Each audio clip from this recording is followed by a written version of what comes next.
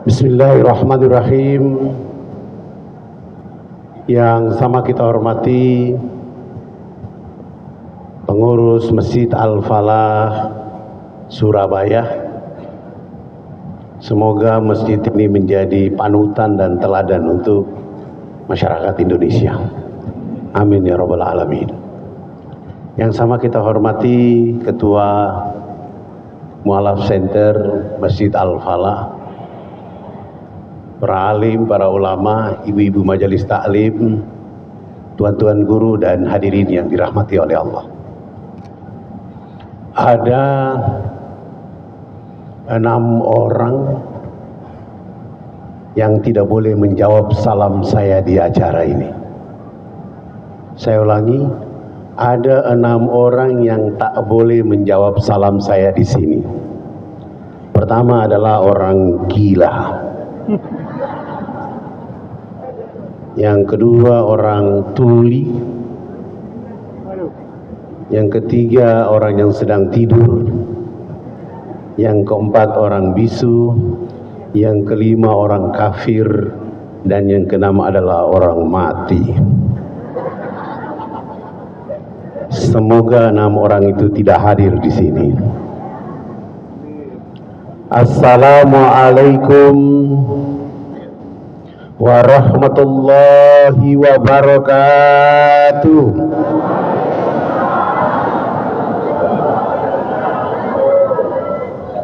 Innal hamdalillah nahmaduhu wa nasta'inuhu wa nastaghfiruh wa na'udzu billahi min sururi anfusina wa min sayyiati a'malina.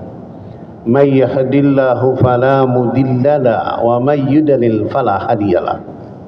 Wa man lam yaj'alillahu lahu nuran fama lahu min nur. Asyhadu an la ilaha illallah wahdahu la syarikalah wa asyhadu anna Muhammadan abduhu wa rasuluh. Allahumma salli wa sallim wa barik ala sayyidina wa maulana Muhammad wa ala alihi wa ashabihi wa man tabi'ahum bi ihsani ila yaumiddin. Qala Allah ta'ala fil kitabil aziz, a'udzu billahi minasyaitonir rajim. Ya ayyuhan nasu ubudu rabbakumul ladzi khalaqakum walladzina min qablikum la'allakum tattaqun. Shadaqallahul azim wa sadaqa rasulul habibil karim wa nahnu ala dzalika minasyahidin walhamdulillahirabbil alamin. Puji sanjung senantiasa kita panjatkan kehadiran Allah, tumpuan kasih limpahan sayang, yang belas kasihnya kepada kita melebihi kita mencintai jiwa dan raga kita sendiri. Dialah Allah yang selalu merindukan doa dan taubat hambanya, melebihi sang bayi yang merindukan air susu dari ibunya. Dialah Allah yang selalu mencurahkan perhatian, diminta ataupun tidak diminta, rizki tetap mengalir, rahmat terus tercurah dan melimpah kepada seluruh makhluk-makhluk dan hamba-hambanya. Namun dalam keadaan dan waktu yang sama, kebanyakan manusia di atas muka bumi beribadah dengan menaikkan kejahatan dan maksiat kehadapan Allah Rabbul Alamin. Dialah Allah yang selalu mengurus segala keperluan hidup daripada makhluk-makhluk dan hamba-hambanya. Sementara dalam keadaan dan waktu yang sama, kebanyakan manusia di atas muka bumi mensyukuri dengan menaikkan dosa, bangga dengan dosa, bahkan tidak malu-malu menebar dan mengkampanyekan dosa di alam Allah Rabbul Alamin. Dialah Allah Al-Khaliq Tabaraka wa Ta'ala yang menciptakan manusia dari setetes air mani yang hina. Mereka menjadi gagah, ganteng, cantik. Ada yang rambutnya keriting, kulitnya hitam keling. Ada yang rambutnya lurus, kulitnya putih. Ada pula yang kulitnya putih, rambutnya warna krem. Mereka seluruh manusia itu Allah tebarkan di seluruh alam semesta, dan sungguh Allah melebihi mereka manusia daripada makhluk Allah yang lain berupa akal dan pikiran. Tetapi kebanyakan di antara mereka manusia itu hidup dengan keangkuhan, egois, tamak, rakus, sombong. Bahkan di antara mereka manusia itu sudah ada yang mulai berani-berani lupa kepada Allah Rabbul Alamin. Di suatu saat Allah akan mengembalikan mereka manusia ke tempat yang paling terendah, yaitu menjadi bangkai-bangkai yang ditelan oleh cacing-cacing Allah di perut bumi Allah. Dialah Allahu Akbar, la ilaha illallah, ma'buda illallah. Alhamdulillahirabbil alamin. Dengan ridha dan rahmat Allah Rabbul Alamin, kita berkemampuan menyatukan jiwa dan raga kita berdunjung ke tempat yang mulia, bersilaturahmi, mencerdaskan suara hati, pandangan dan pendengaran kita untuk semakin mencintai Allah, tunduk kepada Allah, taat kepada Allah, istiqomah beribadah kepada Allah Rabbul Alamin. Dan semoga hadirnya tuan-tuan dan puan-puan di tempat yang mulia ini menjadikan tempat ini menjadi cerita ulang di padang mahsyar bahwa kita adalah hamba-hamba Allah yang istiqomah di dalam agama ini. Amin ya rabbal alamin. Salam tering salawat kepada manusia agung kekasih Allah, Rasul Muhammad sallallahu alaihi wasallam, yang sengaja diutus oleh Allah sebagai hadiah untuk penduduk akhir zaman. Oleh karena diutus untuk mencerdaskan, diperintahkan untuk mencerahkan, disuruh Allah untuk mengkaryakan, memandirikan, membangun dan peduli pada umat manusia, mengibarkan bendera anitum harisum alaikum bil mu'minina raufur rahim. Mengibarkan bendera keselamatan, bendera kebahagiaan yang hakiki hanya bersama Allah Rabbul Alamin. Dicemooh, difitnah, diusir, dilempar, Rasul terus membangun kecerdasan itu dan menjadi warna-warna kehidupan daripada agama ini, sehingga lahirlah Islam datang menjadi rahmat untuk seluruh alam dan isinya. Begitu pula salam dan salawat kepada keluarganya, sahabatnya, tabi'in, para guru, para alim, para ulama.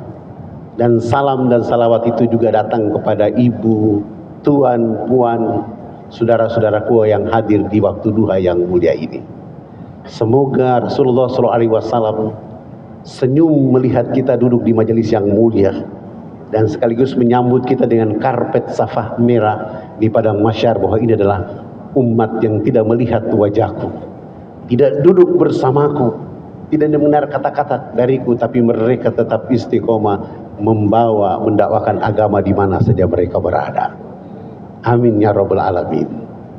Bapak Ibu yang dirahmati oleh Allah Subhanahu wa taala, sebelum saya mulai, saya mengucapkan selamat Hari Mualaf Dunia pada tanggal 25 Desember 2025. Dengan mualaf kita mengkaryakan dakwah, dengan mualaf kita mencerdaskan umat, dengan mualaf kita bangkit untuk mencerdaskan Indonesia menuju Qul huwallahu ahad, atau ketuhanan yang Maha Esa yang tunduk menjaga bangsa dan negara.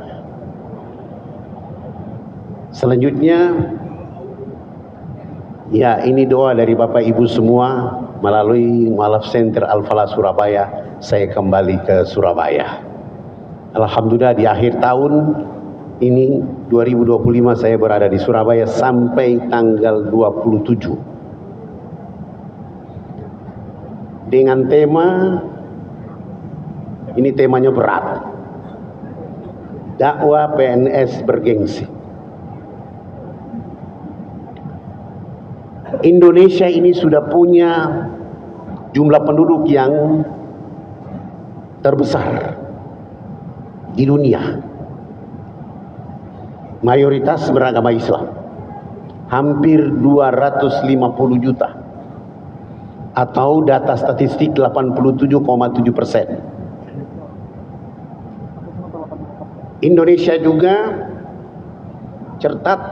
tercatat menjadi pesantren terbanyak di dunia, 42.000. Indonesia juga tercatat menjadi negara yang memiliki masjid terbanyak di dunia. Menurut Dewan Masjid, hampir 900.000 masjid di Indonesia. Indonesia juga menjadi negara yang memiliki majelis taklim terbanyak di dunia, 32.000. Dan Indonesia juga menjadi negara yang memiliki ormas Islam terbanyak di dunia. Tapi yang menjadi masalah kita adalah jumlah mayoritas itu tidak menjadi kualitas dalam menuntun umat menuju ketaatan kepada Allah. Karena selain kita mayoritas, kita juga panen dengan 645 aliran sesat. Hebat. Tapi kita juga dengan jumlah mayoritas, fasilitas yang mayoritas, menurut hasil penelitian umat Islam Indonesia, sholat subuh berjamaah hanya 2% saja. Di sisi lain, umat Islam Indonesia belum maksimal mengembangkan dakwah sampai ke tingkat RT RW. Di sisi lain, pesan ulama kita melalui lagu Indonesia Raya, bangunlah jiwanya, bangunlah badannya untuk Indonesia Raya. Pesan ulama itu jelas, untuk bisa Indonesia ini bangkit, raya, makmur, jiwa-jiwa manusia yang kering, kerontang, keliru, salah jalan, harus dikembalikan untuk hidup dengan agama ini. Maka kalau saya jadi presiden Indonesia, saya akan instruksikan kepada ketua-ketua RW setiap hari absen warga yang masuk sholat subuh di masjid. Kalau tidak, ketua-ketua RT-nya akan menghadapi pengadilan besar di hadapan malaikat Munkar dan Nakir. Maka kita bersyukur Masjid Al-Falah sudah menggerakkan semua potensi untuk masuk ke rumah Allah di waktu pagi. Kenapa orang Islam suka mengeluh? Karena tidak biasa tulus masuk ke rumah Allah di waktu subuh. Maka hari-hari mereka mengeluh, berpikir bahwa dia sudah berusaha tetapi usahanya tidak naik, oleh karena tidak pernah membangun rumahnya dengan rumah Allah di pagi hari.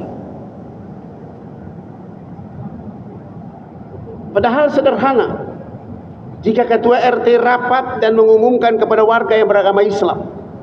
Saya kasih contoh, ada warga RT 1, 100 kepala keluarga,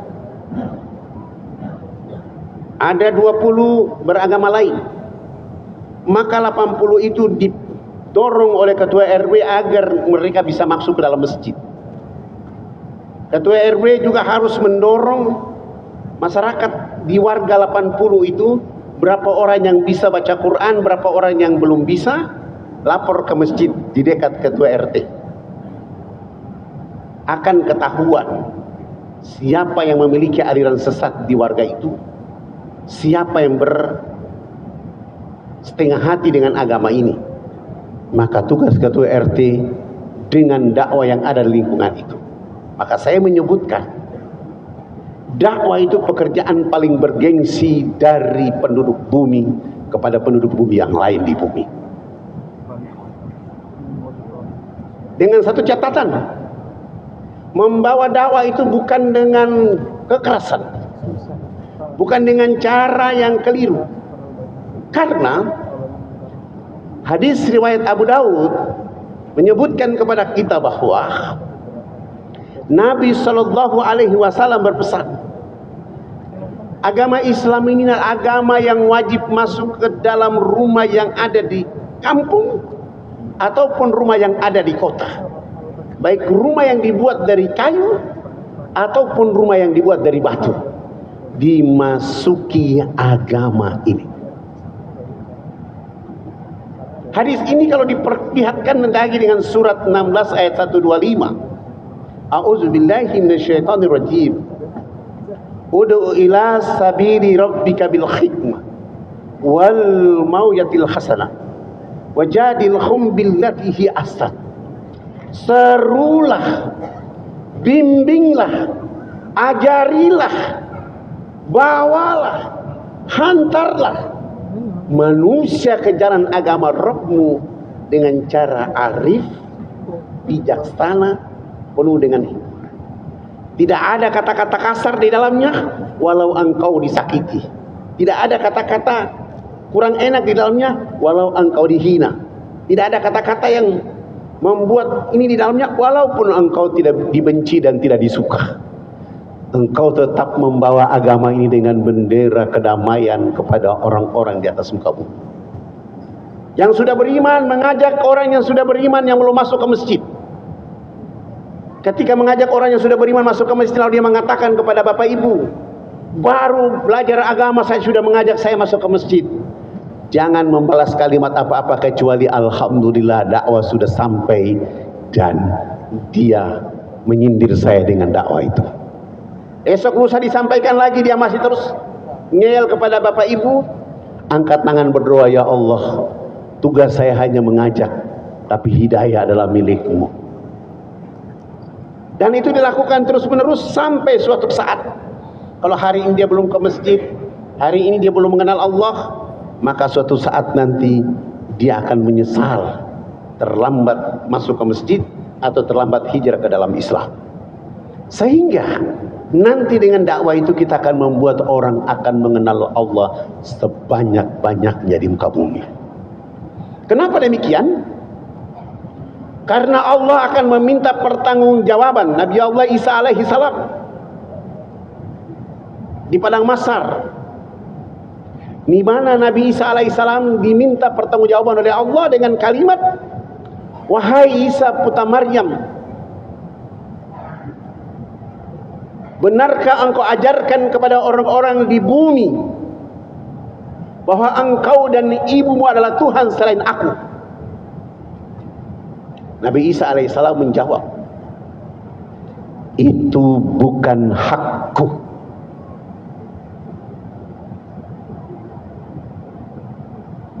Engkau mengetahui yang apa yang aku tidak ketahui, dan aku tidak mengetahui apa yang engkau ketahui. Tugasku adalah mengajarkan kepada mereka, ani budullah rabbi wa rabbukum. Aku melaksanakan perintahmu bahwa ibadah kepada Allah Tuhanku dan Tuhanmu. Bapak Ibu yang dirahmati oleh Allah Subhanahu wa taala, Nabi Muhammad sallallahu alaihi wasallam datang untuk menyampaikan kepada penduduk bumi bahwa tidak boleh ada Tuhan jadi kayu, tidak boleh ada partai jadi Tuhan, kayu jadi Tuhan, tidak boleh ada batu jadi Tuhan, tidak boleh ada tepung dibuat jadi Tuhan, dijual kalau tidak laku dijadikan Tuhan. Tapi Tuhan yang sejati adalah orang-orang yang menjadikan Allah dengan keyakinan dalam hati mereka, walau Mereka tidak melihat Allah, tapi hati mereka melihat Allah Rabbul Alamin. Alladzina yu'minuna bil ghaib. Keyakinan itu yang membuat orang-orang beriman di atas muka bumi hidup tidak mengeluh, hidup tidak menjadikan beban, oleh karena mereka hidup di atas muka bumi dengan Allah Rabbul Alamin, dengan segala kekuasaan Allah Rabbul Alamin. Maka Bapak Ibu yang dirahmati oleh Allah Subhanahu wa taala, tugas bergengsi kita adalah mengajak orang sebanyak-banyaknya menyembah Allah Rabbul Alamin. Mengajak orang sebanyak-banyak tunduk kepada Allah. Karena tugas utama manusia di atas muka bumi adalah wa ma khalaqtul jinna wal insa illa liya'budun.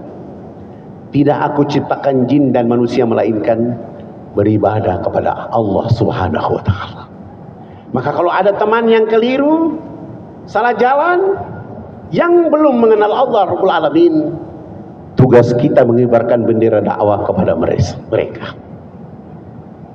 Saya Ustadz Fadlan,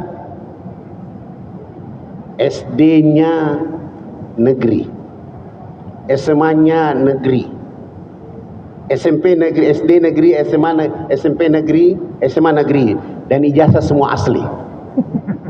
Ijazah saya asli semua. Kuliah juga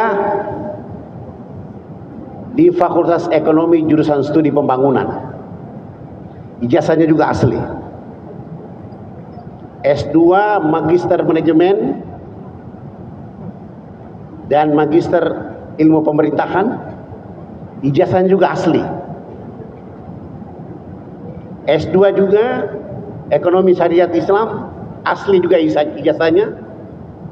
Dan saat ini sedang fokus untuk S3 di bidang administrasi dan di bidang ekonomi Islam.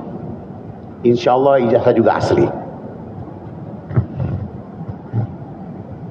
Memilih menjadi dai. Kenapa memilih menjadi dai? Karena tidak ada pekerjaan yang paling mulia, tidak ada energi dunia yang paling hebat kecuali mengikuti Nabi Muhammad dengan berdakwah. Nabi SAW 25 tahun bicara tentang ekonomi, tapi 23 tahun bicara tentang agama ini. Dan membawa manusia dari kelompok yang kecil, dari Mekah, akhirnya menjadikan Madinah menjadi senter perjalanan dakwah di dunia. Para mu'alaf bergerak mulai dari Abu Bakar Siddiq, Umar bin Khattab. Mereka mu'alaf yang hebat,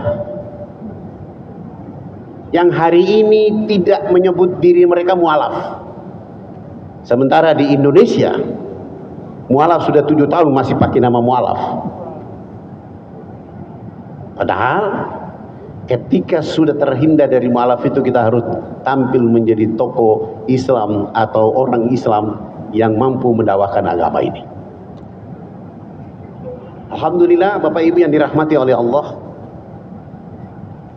saya pulang ke Makassar, dari Makassar kembali ke kampung, ditawarkan untuk menjadi pegawai negara. Tapi saya tidak mengambil hak itu, saya memilih menjadi PNS. Yang ditulis oleh panitia, PNS ini adalah pegawai Nabi Shallallahu Alaihi Wasallam. Sekarang saya tanya ibu-ibu, banggakah ibu-ibu menjadi pegawai Nabi Shallallahu Alaihi Wasallam? Senang tidak ibu-ibu menjadi pegawai Nabi Muhammad? Bapak-bapak senang nggak jadi pegawai Nabi Muhammad? Kalau sudah menjadi pegawai Nabi Muhammad, energinya hidup.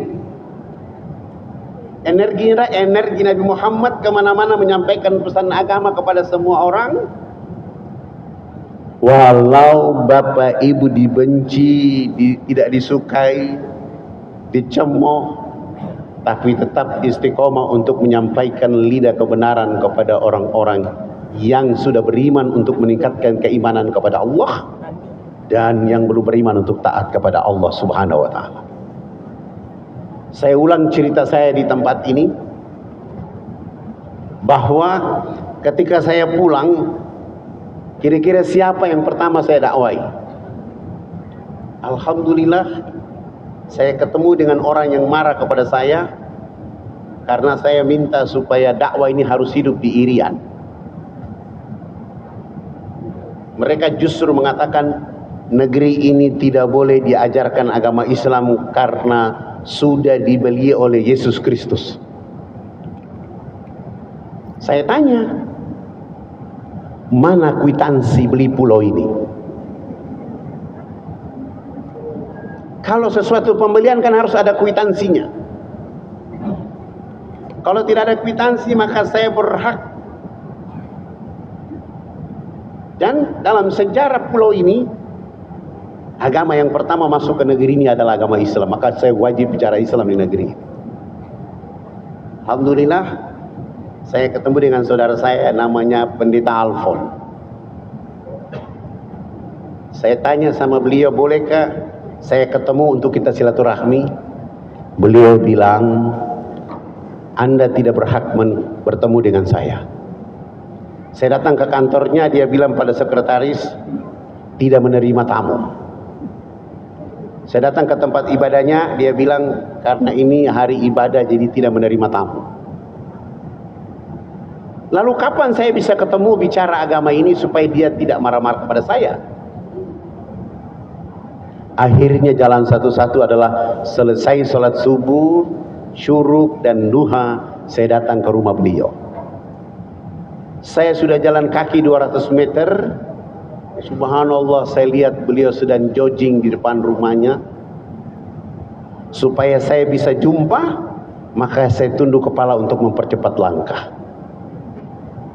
Beliau lihat saya dan lari masuk ke dalam rumah. Pintu rumahnya dia tutup, dia rupa pintu pagar. Akhirnya saya masuk ke dalam halaman rumah. Saya lihat ke kiri, ke kanan, ke timur, ke barat, tidak ada orang. Jalan satu-satunya saya mengetuk pintu rumahnya di pagi hari itu. Selamat pagi. Yang keluar dari dalam adalah istri beliau. Pagi, ada apa? Ibu, saya mau ketemu dengan Abang Pendeta Alfon. Istrinya langsung menjawab, mohon maaf Bapak tidak ada di rumah. Dalam hati saya, baru yang tadi lari masuk itu siapa? Akhirnya saya pulang. Besok pagi hari kedua saya datang lagi. Selamat pagi. Anak beliau yang keluar. Pagi, mohon maaf Bapak tidak ada di rumah. Saya pulang hari ketiga saya datang lagi. Selamat pagi. Anak berikutnya keluar mengatakan tidak ada di rumah. Dalam hati saya akan berusaha sampai pekerjaan bergengsi ini pindah ke mereka. Hari keempat saya datang, selamat pagi. Istrinya keluar mengatakan tidak ada di rumah. Sampai 1 bulan penuh tiap pagi saya mengetuk pintu rumah itu, tidak ketemu Abang Pendeta Alfon. Saya hanya mendapatkan jawaban dari istri dan anaknya bahwa beliau tidak ada di rumah. Bulan kedua hari pertama tetap saja saya datang ke rumah itu. Selamat pagi. Istrinya keluar mengatakan tidak ada di rumah. Saya pulang hari kedua saya datang lagi. Selamat pagi. Anaknya keluar mengatakan tidak ada di rumah. Hari ketiga bulan kedua saya datang lagi. Selamat pagi. Anak berikutnya keluar mengatakan tidak ada di rumah. Sampai hari ke-15 di hari kedua. Saya belum tiba di rumah itu. Istri dan anak Pendeta Alfon sudah ada di depan rumah menunggu saya. Begitu saya menyapa selamat pagi, langsung mereka mengatakan, Anda ini tidak bosan tiap pagi datang ke rumah ini. Seakan-akan rumah ini menjadi pekerjaan Anda tiap pagi. Kami sudah bilang tidak ada, masih saja datang. Saya pulang. Besok pagi hari ke-16 di bulan kedua tetap saja saya datang ke rumah itu. Selamat pagi. Istrinya keluar dan mengatakan, kau lagi yang datang. Sampai 2 bulan penuh saya tidak ketemu beliau. Selalu mendapatkan jawaban bahwa beliau tidak ada di rumah. Bulan ketiga hari pertama saya datang. Selamat pagi, istrinya keluar sudah mulai tensinya tinggi. Tidak ada. Hari kedua bulan ketiga saya datang lagi. Selamat pagi. Anak kedua keluar maki-maki saya di luar situ. Saya pulang. Hari ketiga bulan ketiga saya datang lagi. Selamat pagi. Anak tertuanya keluar mengatakan, pagi Pak Fadlan, mohon maaf, Bapak tadi malam jatuh sakit sehingga kami bawa ke rumah sakit. Saya langsung memuji Allah dalam hati saya. Alhamdulillahirabbil alamin. Pintu sudah terbuka. Saya tidak pulang. Melanjutkan perjalanan dari rumah pendeta ke rumah sakit untuk mencari tahu keadaan yang sebenarnya. Karena keinginan saya, pekerjaan bergensi harus menyentuh keluarga ini. Sampai ke rumah sakit, saya tanya di bagian informasi, benarkah beliau ini masuk rumah sakit? Mereka membenarkan dan menunjukkan ada di kamar nomor 48. Saya tidak langsung ke kamar itu. Saya keluar dulu, beli buah-buahan dibungkus jadi parcel, lalu tepat jam 9 pagi saya mengetuk pintu kamar itu. Saya sudah bawa parcel dan di depan pintu kamar, kaki kiri saya, tangan saya memegang gerendel pintu, tapi kaki kiri saya menginjak, dan parcel tadi saya angkat tinggi-tinggi untuk menutup wajah saya, supaya jangan dikenal terlebih dahulu. Lalu saya mengatakan, selamat pagi. Ada jawaban dari dalam, pagi, silakan masuk. Rupanya dia tidak tahu kalau yang masuk itu adalah saya. Begitu saya buka pintu, sudah di dalam parcel yang tadi saya tutup wajah saya kasih turun dan saya bilang, selamat pagi Bunda. Saya dapat kabar abang jatuh sakit sehingga saya beli buah-buahan untuk beliau. Nanti kalau abang bangun tidur, sampaikan salam hormat bahwa tadi Fadlan dari sini. Saya letakkan parcel di atas meja. Saya mau keluar, tiba-tiba mendengar salam dari sebelah kanan. Pagi Pak Fadlan. Tidak jadi keluar, menapat ke tempat tidur salaman dengan Abang Pendeta Alfon, dan saya mengatakan, alhamdulillahirabbil alamin Abang Pendeta, hari ini sungguh sangat luar biasa saya dapat rahmat dari Allah, karena saya sudah cari abang 2 bulan 3 hari. Sebenarnya abang ini tidak sakit, tapi abang mendidik istri dan keluarga inti, anak dan keluarga inti, hari-hari sudah melakukan sebuah kezaliman besar dalam diri mereka. Maka saya datang harus ketemu supaya saya bilang, nanti kalau abang sembuh dari sakit ini, jangan mengulangi perbuatan ini lagi. Saya pamit pulang. 5 hari kemudian beliau sembuh dan pulang ke rumah. Hari ke-6 saya menjadi tamu pertama di rumahnya. Selamat pagi. Subhanallah, Pendeta Alfon bersama istri dan 7 anak membuka pintu dan mempersilahkan saya masuk ke dalam rumah mereka. Di saat itulah saya mulai dengan tema besar saya, indahnya Islam bagi penduduk alam semesta. Dari jam 10 pagi sampai jam 12 siang saya pamit pulang, beliau mengatakan, Pak Fadlan, usahakan besok datang lebih pagi lagi.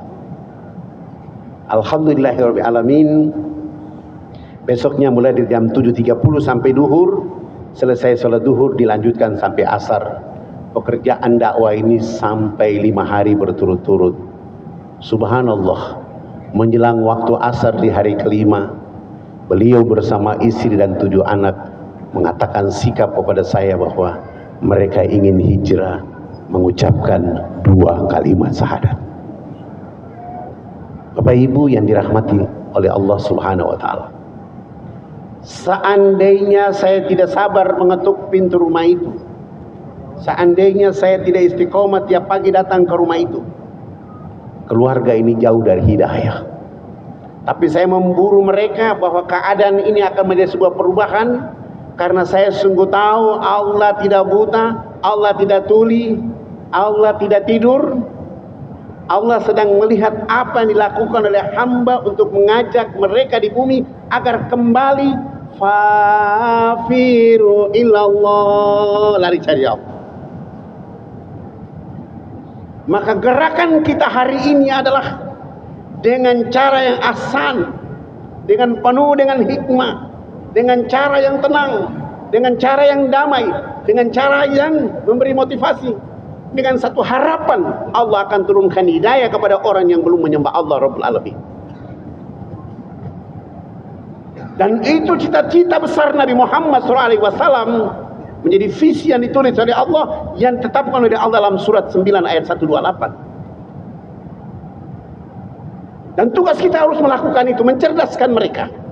Walau kita akan berhadapan dengan benturan, tapi jawablah benturan itu dengan kalimat-kalimat thayyibah kepada mereka.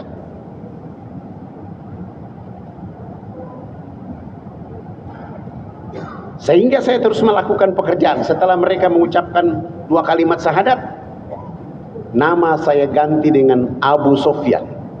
Subuh sudah ke masjid, duhur sudah ke masjid, sudah mulai mengaji. Dari konsekuensi dakwah itu akhirnya Fadlan harus ditangkap untuk nginap di penjara selama 3 bulan.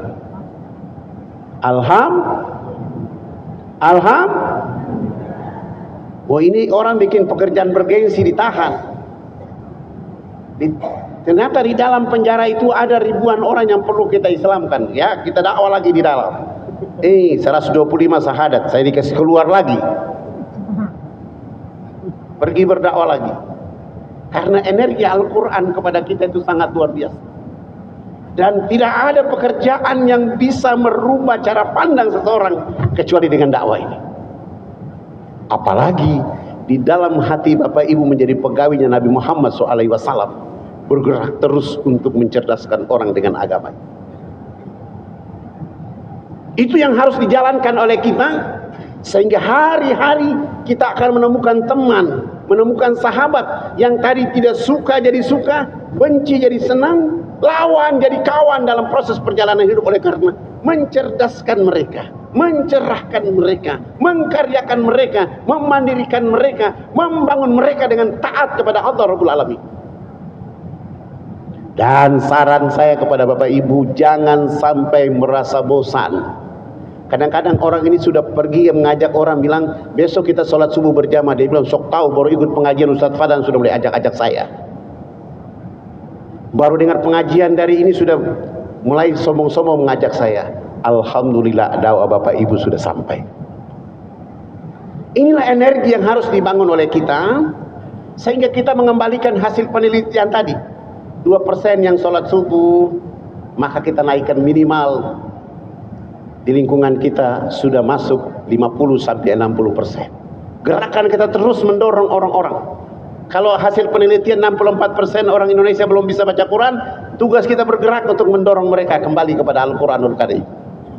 Sebuah kitab yang dibaca selalu dikasih hadiah 10 energi dari Allah Rabbul Alamin, dibanding dengan buku-buku lain di dunia yang dibaca sampai tutang sakit tidak akan mendapat apa-apa kecuali sekedar menjadi pengetahuan. Tapi Al-Quran, dengan pekerjaan bergengsi ini kita akan melakukan, mendorong, memberi motivasi kepada semua orang, sehingga dunia ini akan mengenal Allah dengan Al-Quran, dan Al-Quran akan menjadi sikap bagi orang Islam atau orang beriman di bumi, karena Al-Quran itu menjadi akhlak perjalanan manusia di bumi. Dan itu sudah dicontohkan oleh Muhammad SAW kepada kita semua. Bapak Ibu yang dirahmati oleh Allah Subhanahu wa Ta'ala, pekerjaan bergengsi ini tidak membutuhkan ilmu yang banyak. Saya ulangi, pekerjaan bergengsi ini tidak membutuhkan kita harus menghafal ilmu yang banyak.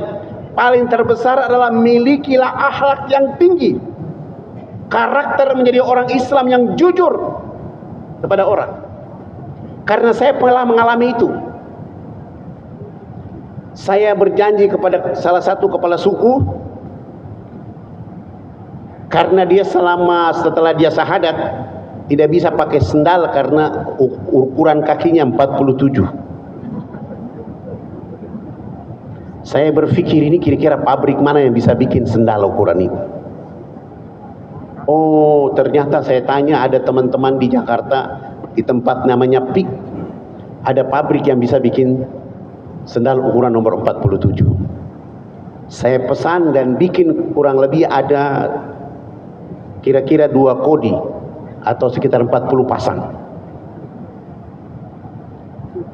Setelah jadi, ini sendal kami bawa sampai di ibu kota provinsi, tapi lupa bawa ke kampung. Ketika saya sudah datang disambut dan duduk di situ, semua orang yang punya apa saya sudah bawa semua, tinggal satu orang yang belum, yaitu bapak yang minta sendal itu. Ternyata dia tidak pulang. Dia bilang saya tidak pulang ke rumah sebelum sendal itu datang kepada saya. Dari kota ke kampung ini kirim sendal 7 hari baru sampai. Terpaksa dia juga 7 hari tinggal di posko dakwah. Begitu sendal tiba dia pakai, dia gembira dan dia pulang. Dan dengan sendal yang kecil yang ukuran 47, dia cerita bahwa Islam memberikan saya kendaraan kecil untuk jalan di kampung halaman. Padahal itu sendal. Dan saya mulai tahu bahwa ternyata orang-orang di kampung itu kalau kita janji, jangan sampai tidak memenuhi. Yang berikutnya, saya memberi hadiah kepada seorang tua adat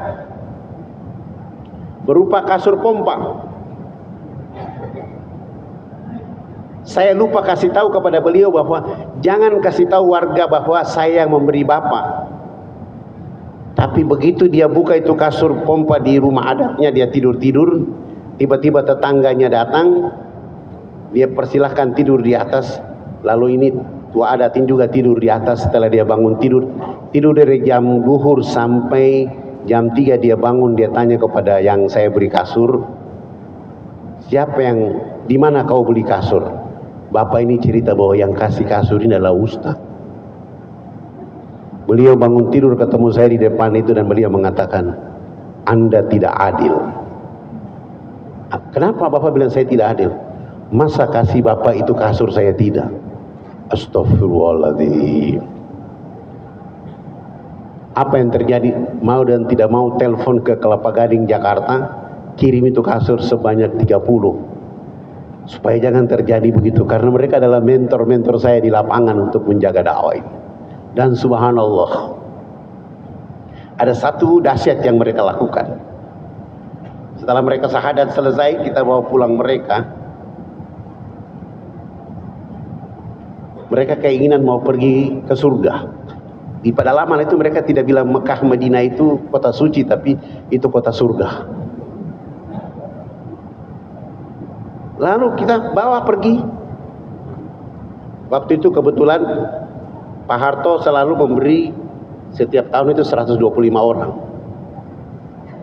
Saya ingat ketika saya bawa pertama, 125 orang itu udah dari Jakarta, sendal lengkap, sepatu lengkap.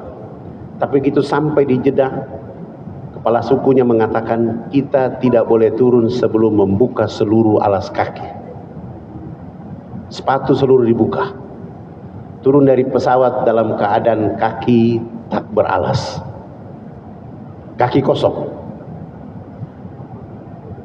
Begitu kami turun sudah disambut oleh utusan Kementerian Saudi Arabia dan mereka melihat keadaan masyarakat yang 125 orang dengan kaki kosong itu dan mereka bertanya, ini ada apa?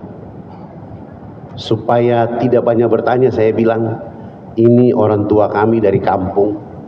Mereka bilang sama saya, karena ini kotanya Hawa dengan Adam, nenek Hawa dan kakek Adam, maka kami tidak boleh menggunakan alas kaki, karena kalau ada alas kaki maka kaki belum sampai di kota suci, belum sampai di surga. Selama 45 hari di Mekah dan Madinah tidak pernah pakai alas kaki. Apalagi di Arafah tidak pakai alas kaki sampai mereka pulang. Sampai kami bawa pulang, mereka bilang apa? Disambut oleh warga masyarakat dan saya hanya kasih hadiah korma satu orang 2 karton yang isi 20 kilo Air zam-zam satu orang kita kasih 20 liter. Masing-masing di antara mereka berdakwah. Siapa yang minum air dari surga ini, dia saat dunia kiamat tidak akan pernah kehausan. Dalam hati saya, kira-kira hadis mana ini? Tapi itu bahasa dakwah mereka. Siapa yang nanti dunia kiamat, kalau dia sudah pernah makan buah-buahan dari surga ini, maka pada saat dunia kiamat hancur, dia tidak pernah kelaparan. Saya bilang hebat juga ini bapak-bapak ya. Subhanallah.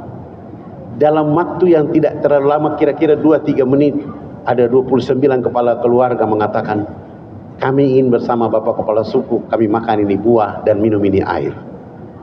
Langsung syahadat di tempat itu.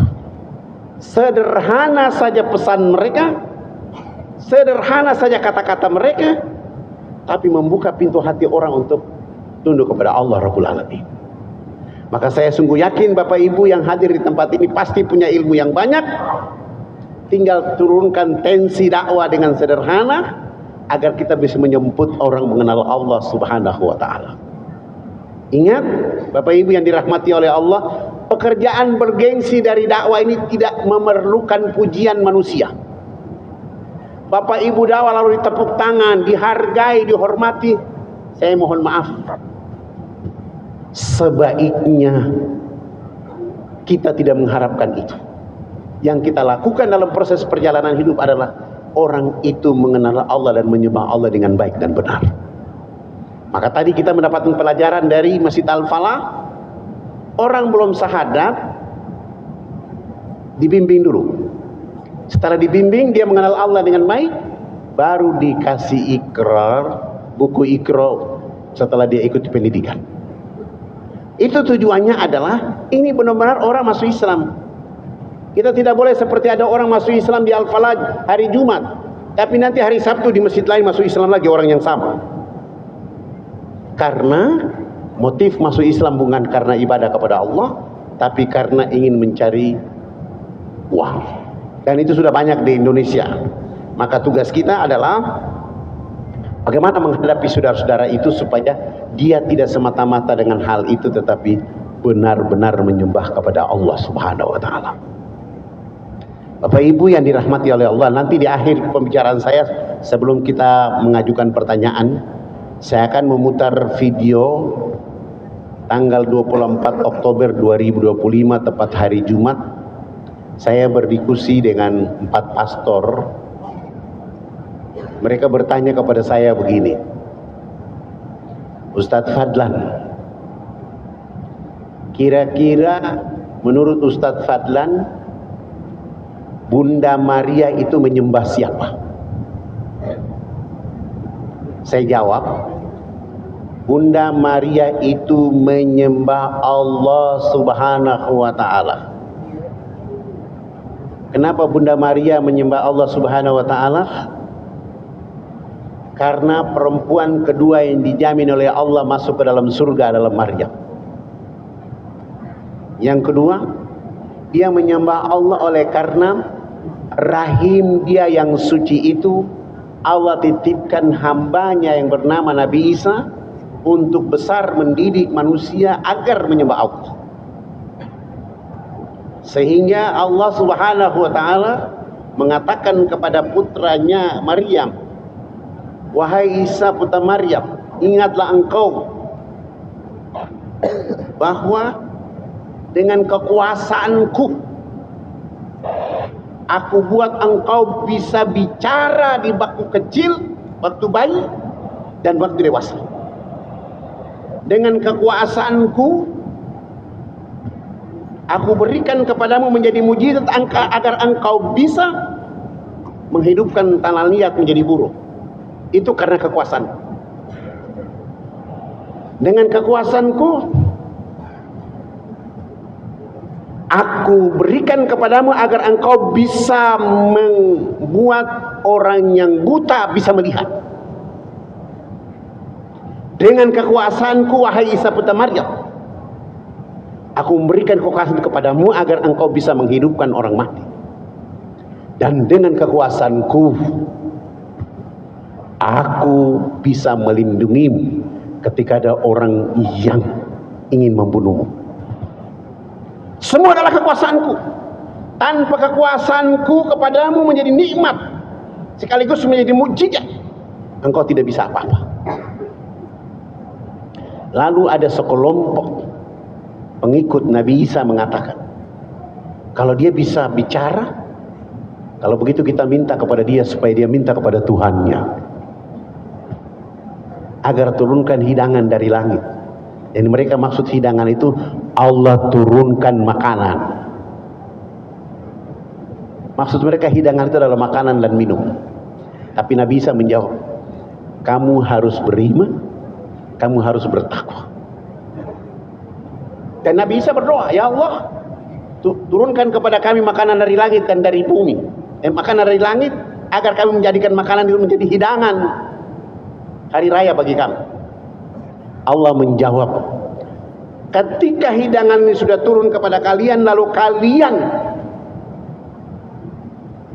tidak menyembah atau menjadikan Tuhan selain daripada aku, maka azabku lebih keras kepada kalian manusia daripada hukuman kepada manusia yang pernah aku siksa di bumi.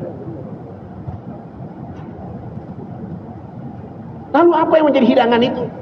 Dan yang dimaksud dengan hidangan itu adalah budullah Rabbi wa Rabbukum, menyembah Allah Tuhanku dan Tuhan. Itu yang dimaksud dengan hidangan, bukan makan minum. Kalau makan minum gunakan akal dan pikiran untuk cari di bumi yang Allah sudah kasih. Masa persoalan makan minum harus diturunkan? Maka ketika kita sudah berada mendapatkan hidangan budullah Rabbi wa Rabbukum, maka tugas kita mencerdaskan orang untuk menyembah Allah Tuhanku dan Tuhan. Nah, ini yang harus disampaikan. Sehingga tidak boleh ada pohon jadi Tuhan, batu jadi Tuhan, gambar jadi Tuhan, manusia jadi Tuhan, ormas jadi Tuhan, partai jadi Tuhan, jabatan jadi Tuhan. Itu akan menggeser Rabbi wa Rabbukum, Tuhanmu dan Tuhan kamu, Tuhanku dan Tuhan kamu.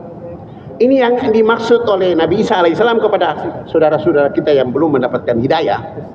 Sehingga tugas umatnya Nabi Muhammad SAW menyampaikan pesan ini seperti disampaikan Nabi Adam, Nabi Idris sampai dengan Nabi Muhammad SAW. Bahagia menjadi umatnya Muhammad menyampaikan pesanan ini. Tenang menjadi umatnya Muhammad untuk menyampaikan pesanan ini, agar pesanan ini berfungsi untuk menyelamatkan dan membahagiakan orang sebanyak-banyaknya kelak nanti di hadapan Allah. Bapak Ibu yang dirahmati oleh Allah Subhanahu wa Ta'ala, energi ini kita bawa kemana saja. Di bis, setelah kenalan dengan orang di bis, tanya kepada diri, ke masjid atau ke tempat lain. Ketika dia ke tempat lain, dekati dirinya, minta teleponnya, dan bilang kita akan diskusi di suatu saat. Di kereta juga begitu, di pesawat juga begitu, dalam keadaan apapun, di restoran pun demikian. Sehingga semua tempat yang dimana kita berada, pesan dakwah bergensi kepada mereka. Bapak Ibu, tugas kita mengantarkan dakwah kepada mereka. Urusan berikutnya adalah urusan Allah Subhanahu wa Ta'ala. Kenapa? Lidah bapak ibu menyampaikan kalimat kebaikan itu kepada orang jauh lebih baik daripada usaha apa yang bapak ibu lakukan di atas muka bumi. Ibu mengajak orang makan, baik. Ibu bapak mengajak orang untuk minum, baik. Tapi lebih baik adalah ibu mengajak orang dengan kalimat yang mencerdaskan mereka sehingga mereka menyembah Allah jauh lebih baik. Hadiahnya adalah, kalau masa lalu Nabi Muhammad menyebutkannya, hadiahnya kendaraan yang termahal. Kendaraan termahal itu menurut hadis onta merah. Kita tidak cari onta merah, tapi cari kereta yang cepat tembus ke dalam surga yang Bapak Ibu akan dapat dengan sebutan Allah kepada kita, salamun qaulan mir rabbir rahim. Sekarang saya mau tanya ibu-ibu, siapa yang mau dilantik oleh Allah di surga dan kalimat salamun qaulan mir rabbir rahim? Tidak ada yang mau. Ibu-ibu tidak ada yang mau. Baru satu orang. Yang lain tidak mau dilantik Allah masuk surga dengan salamun qaulam mir rabbir rahim. Kita tanya bapak-bapak dulu, siapa yang mau dilantik oleh Allah di dalam surganya dengan salamun qaulam mir rabbir rahim? Nah, ini laki-laki semua, yang ibu-ibu ini nggak mau. Ibu mau dilantik di surga atau di neraka? Ya, angkat tangan yang tinggi, ini malaikat sedang lewat ini. Katakan saya dan keluarga saya. Nah, begitu dong. Hari mualaf koloyo semua. Kita harus menjadi orang bergengsi karena melakukan pekerjaan bergengsi dari Nabi Muhammad. Nabi menunggu ibu, Nabi menunggu bapak. Nabi kangen sama bapak dan ibu. Karena bapak ibu tidak melihat wajah Nabi Muhammad, tidak duduk bersama Nabi Muhammad, tapi terus mendorong manusia di bumi seperti Nabi Muhammad mendorong orang mengenal Allah Subhanahu wa ta'ala. Bagaimana mendorongnya? Berdakwah. Paling banyak cara dakwah. Saya kasih contoh begini. Ada seorang fakir miskin, 5 hari sudah tidak makan. Agamanya bukan Islam, tapi supaya dia bisa dapat makan, hari Sabtu bapak ibu ada di depan rumah, teras rumah lagi dengan keluarga minum makan. Tiba-tiba dia meminjam kalimat, Assalamualaikum warahmatullahi wabarakatuh. 5 hari saya tidak makan. Ibu jemput dia dari depan pintu pagar masuk, kasih makan, kasih minum, selesai. Setelah dia makan minum itu, dia ambil piring dan gelas yang ibu bapak kasih itu, dia lempar kembali kepada bapak dan ibu. Itu piring tadi yang dikasih makan dan minum, setelah dia makan dia lempar bapak dengan ibu. Kira-kira apa perasaan bapak dan ibu terhadap peristiwa itu? Halo? Ibu-ibu bilang apa? Bapak-bapak mau terima itu, mau bikin apa? Sebagai orang yang memiliki jejak pekerjaan bergengsi dari Nabi, datang kepada orang yang melempar ibu dengan piring itu, peluk dia, doakan dia, syukur-syukur ibu meniup di atas ubun-ubunnya, semoga kau dapat ketenangan, hidayah dari Allah. Sesudah itu, ibu jika ada uang 100.000 kasih ke orang itu dan bilang, nanti kalau bisa habis uangnya datang lagi. Ada yang bisa begitu dari bapak-bapak dan ibu-ibu? Nah, ini parah ini kalau begini. Ini yang harus dilakukan oleh kita. Dan saya mengalami itu. Mereka datang maki-maki. Setelah makan, minta lapar, maki-maki. Dan saya peluk dia dan saya bilang, kamu orang hebat. Kamu keluarkan kalimat ini kepadaku karena kamu tidak tahu. Tapi ini uang, silakan bawa pulang untuk hari-harimu. Nanti kalau sudah habis datang lagi. Subhanallah, betul. Dia sudah makan, dia maki-maki, dikasih uang dia pergi. Ternyata 1 minggu lagi dia datang, ini datang lagi. Dia sudah tidak pakai kalimat seperti dulu lagi. Assalamualaikum. Dia bilang, Pak Ustadz saya lapar. Ya silakan. Setelah makan dia minta maaf.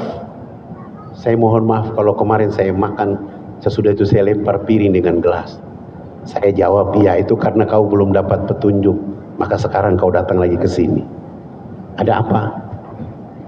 Saya lihat Ustadz begitu baik kepada saya, dan hari ini saya harus mengikuti Ustadz menjadi seorang muslim.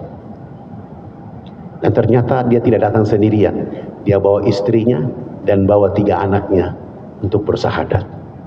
Seandainya saya usir dia mungkin dia tidak dapat, tapi dia datang bawa 3 orang, istri dan anaknya, tambah dia 4 orang sahadat di waktu itu.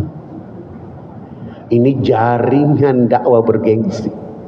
Maka ketika bapak ibu berhadapan seperti itu, saya tahu orang-orang Jawa Timur itu juga emosi seperti saya, orang Timur, sama tinggi. Tapi ini kita merebut bergengsi ini.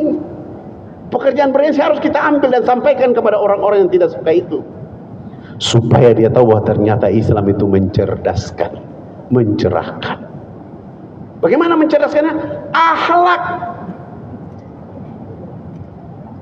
Ibu naik kendaraan, ada orang tua berdiri, ibu sedang duduk, persilahkan ibu itu duduk. Syukur-syukur ibu titip nomor telepon ke dia, Bu, nanti kalau udah sampai ke rumah jangan lupa telepon saya. Dan itu yang saya lakukan kemana-mana, sehingga saya bisa diterima oleh semua orang. Termasuk saya pernah meminjam teras gereja untuk sholat duhur, karena sudah tidak ada tempat. Seluruh teman-teman bilang, ini gereja. Iya, saya tidak pakai gereja, saya pakai terasnya. Istrinya pinjam air kerannya, kita istrinya selesai, taruh arah kiblat, sholat. Ketika kita berdiri sholat, yang menjaga justru menangis. Subhanallah. Salam ke kanan, kiri selesai. Dia bilang, kenapa menangis? Dia diam, dia tidak mau jawab. Lalu saya bilang sama kawan-kawan, ini kita bawa nasi satu rantang, kita buka, duduk di situ makan. Ketika duduk makan, dia baru menangis meraung-raung. Dan saya tinggalkan teman-teman, saya datang peluk dia dan saya bilang, kenapa menangis? Karena kami makan di sini, karena kami sholat di sini. Dia bilang, tidak, saya tadi menyaksikan kalian berdiri beribadah, tenang hati saya. Kalian satu orang yang memimpin. Begitu kalian angkat tangan, saya baru sadar bahwa kalian sedang menyerahkan diri kepada Tuhan. Saya belum pernah, selama saya jaga tempat ini, belum pernah menyerahkan diri, walaupun saya jaga ini tempat. Dan saya sudah menikah 27 tahun, belum pernah makan satu piring dengan istri dan anak saya. Kalian hebat, kalian berikan itu membuat saya menangis. Saya menyesal karena saya belum pernah makan selama 27 tahun bersama istri dengan anak saya satu piring. Subhanallah. Lalu dia minta telepon, kami kasih telepon. Hari pertama mulai diskusi, hari kedua diskusi, hari ketiga akhirnya dia undang kami diskusi. Begitu diskusi, dia mulai mengenal satu persatu. 3 bulan kemudian dia hijrah mengucapkan 2 kalimat syahadat. Setelah dia mengucapkan 2 kalimat syahadat, dia bilang, karena ini tempat kakek saya yang punya. Kakek saya punya bapak cuma satu-satunya, bapak saya. Dan bapak saya punya anak cuma saya satu-satunya. Selama saya jaga ini tempat, tidak ada orang yang datang. Dan sekarang saya sudah masuk Islam, kita rubah dia ke tempat masjid lah. Dan inilah carilah. Kita tidak dapat orangnya saya, tapi tempatnya juga. Asalkan Bapak Ibu, ketika menyampaikan agama ini, pertama tidak boleh emosi. Kadang-kadang kan ada orang bilang, kamu salah agamamu. Gak boleh. Gak boleh. Jangan menyalahkan agama orang, nanti orang akan menyalahkan agamamu. Tapi cerdaskan orang agamamu, orang akan melihat agamamu penuh dengan kecerdasan dan penuh dengan rahmat. Walau dirimu disakiti. Ketika saya dimasukkan ke penjara 3 bulan pertama, 6 bulan kedua, 9 bulan ketiga, sampai orang lapas itu mengatakan, ini orang tidak bosan masuk penjara tiap tahun. Lalu ketika dia buka pintu penjara, dia bilang sama saya, kenapa kamu tidak takut dengan penjara ini? Saya jawab, saya tidak takut dengan penjara, karena abang orang yang paling mulia memasukkan saya ke tempat ini. Tempat ukuran 4 kali 3 ini, saya tidak bicara dengan siapa-siapa di dalam, saya hanya bicara dengan Allah. 3 bulan pertama saya bicara dengan Allah, saya berdoa dengan Allah, baca kitab suci Allah. Jadi saya enjoy di dalam ini. Kamu orang hebat, bisa kasih masuk saya di penjara ini.